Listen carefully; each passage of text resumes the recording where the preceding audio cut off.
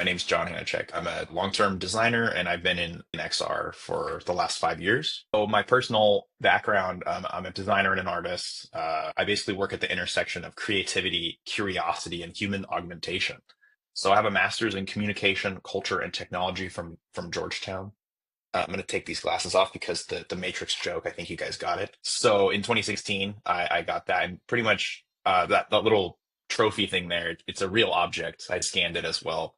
My peers voted me the most meta, so this was very honored for me because we were all very meta. It was very discussing, how technology works. What is technology? What is language?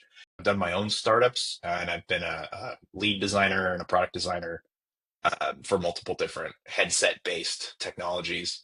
And I guess I have a focus on kind of real world, using XR for the real world. So with Avatar Medic, I'm working on first responder training, command and control, and even robotic control using holograms or digital twin. And then I worked at Bad VR using wireless signals visualization and command and control interfaces.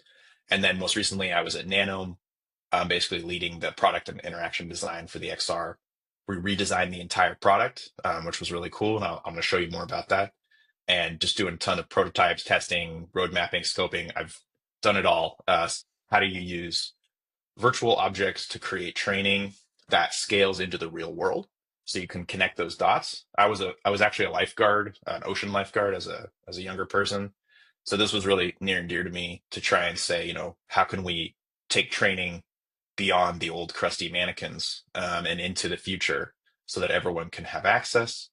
This was a project we did for NIST as part of a challenge, command and control interface.